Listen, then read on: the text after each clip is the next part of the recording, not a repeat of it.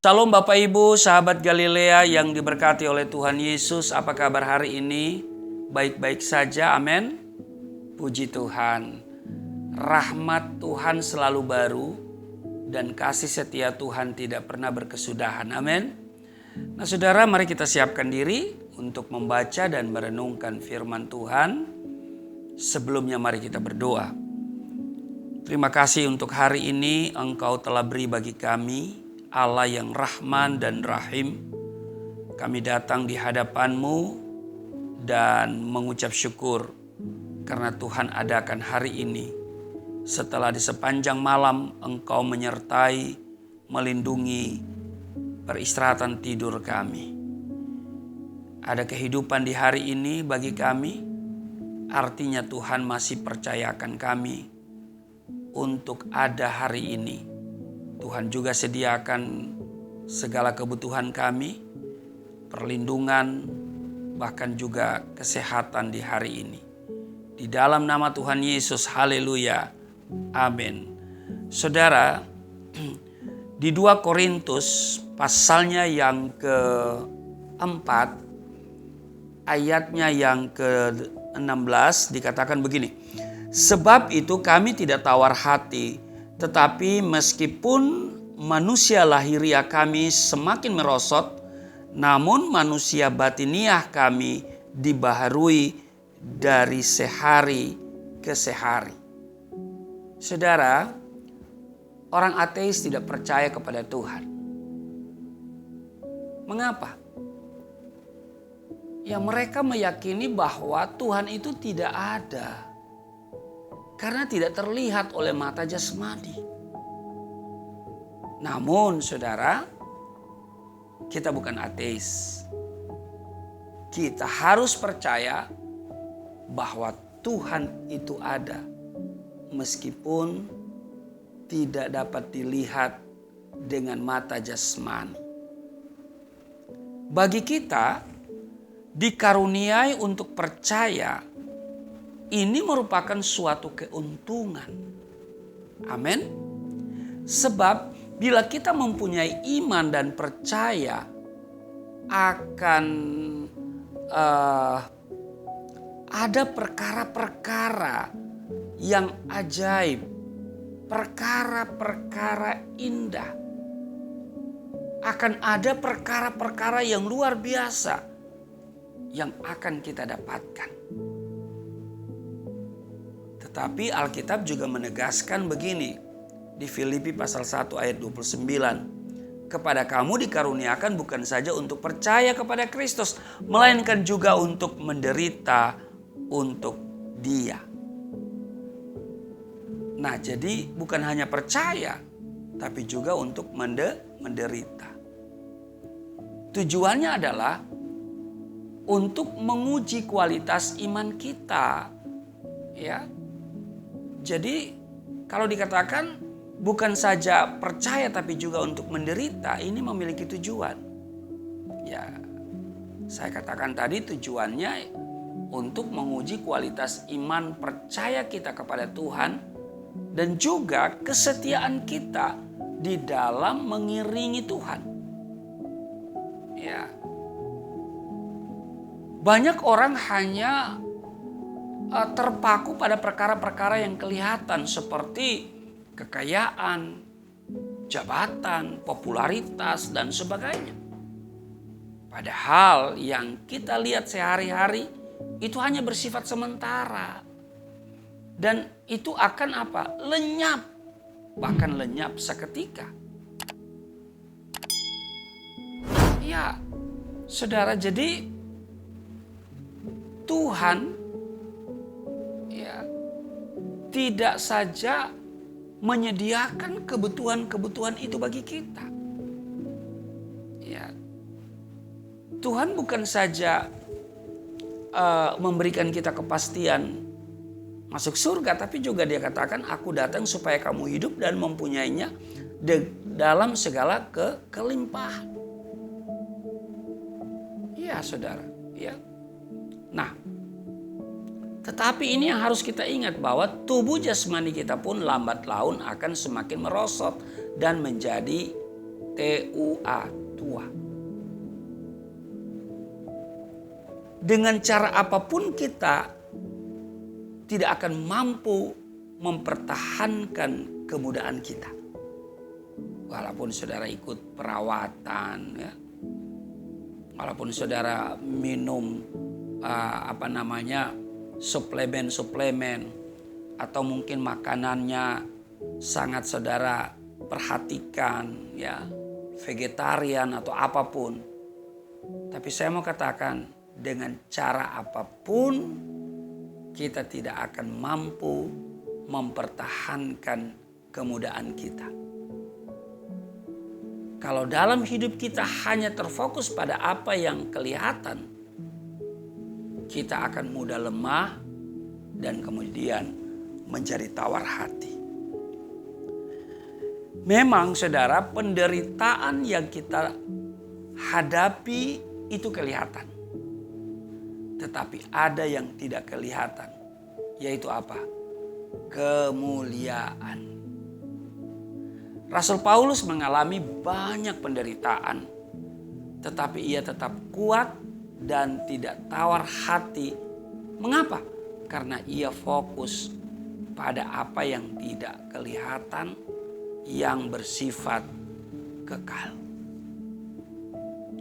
Tuhan berjanji bahwa di balik penderitaan ada kemuliaan.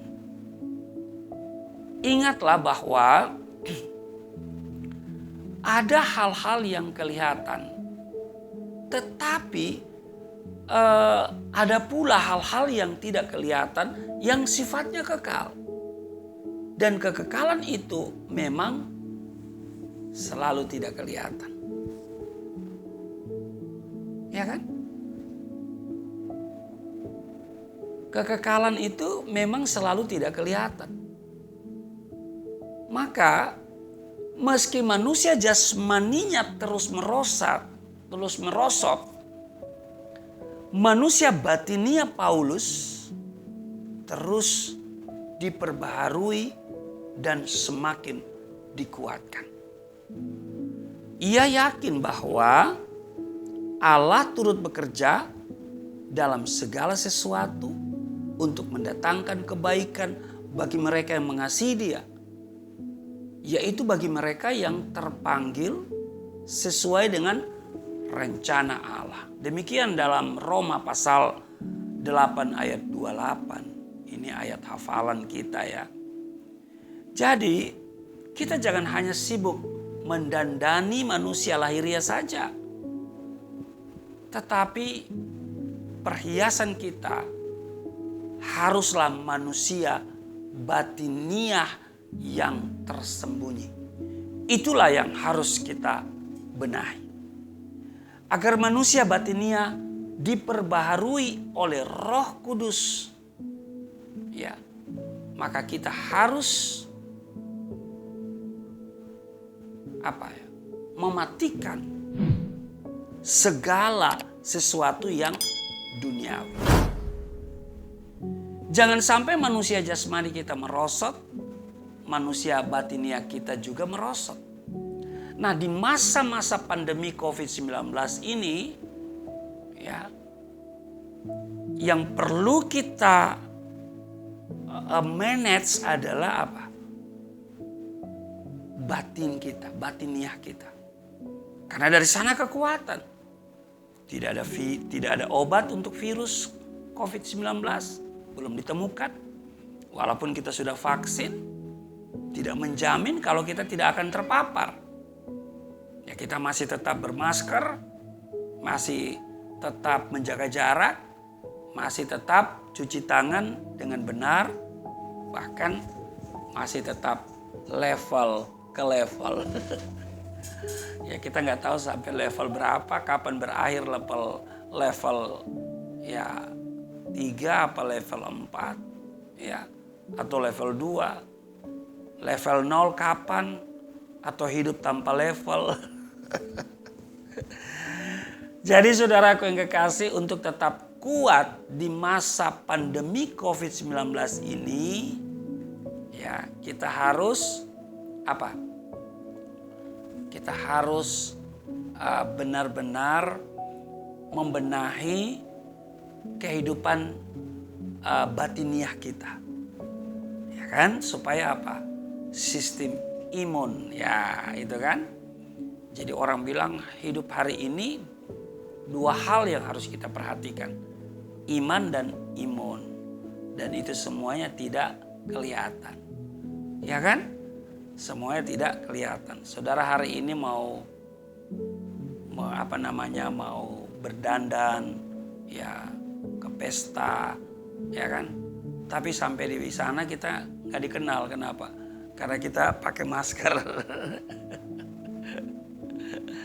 Orang kalau udah dandan terus nggak pakai masker aja, kadang kita nggak kenal ya. Apalagi udah pakai masker, waduh, lebih kita nggak kenal, ya kan? Jadi saudara, ya, mari kita lebih memperbaiki kehidupan batin kita ya. Karena itu dikatakan, sebab itu kami tidak tawar hati, tetapi meskipun manusia lahiriah semakin merosot, namun manusia batiniah, ya, manusia batiniah kami dibaharui dari sehari ke sehari. Jadi saudara, mari di masa pandemi COVID-19 ini supaya kita tetap kuat, kita bukan saja memperhatikan manusia lahiriah kita, tetapi mari kita lebih juga memperhatikan manusia batiniah kita, supaya kita akan tetap kuat dan menjadi pemenang. Ya, kita tidak tahu kapan berakhir COVID-19, hanya COVID-19 dan Tuhan yang tahu. Ya, kalau Tuhan masih izinkan, yang paling penting bagi kita ya adalah kita berjalan bersama Tuhan.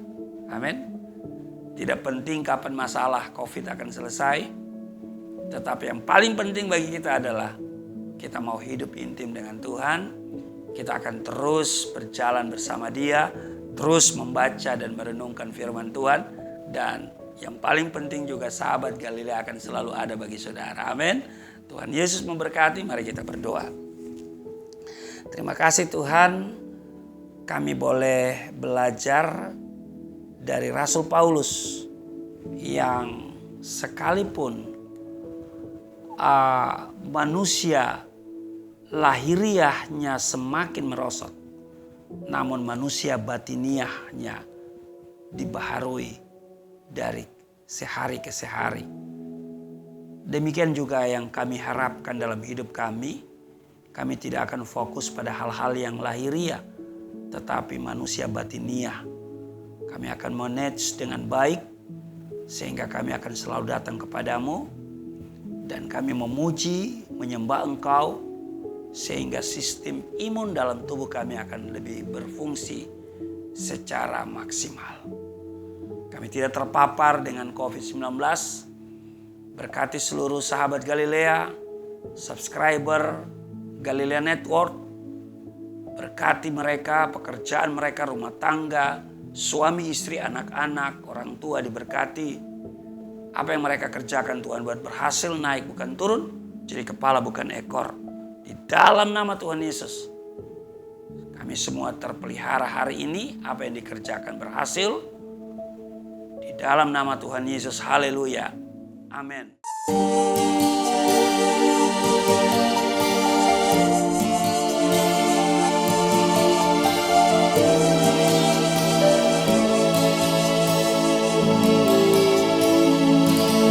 Bapa kami yang di surga, dimuliakanlah nama-Mu. Datanglah kerajaan, jadilah kehendak-Mu di bumi seperti di surga.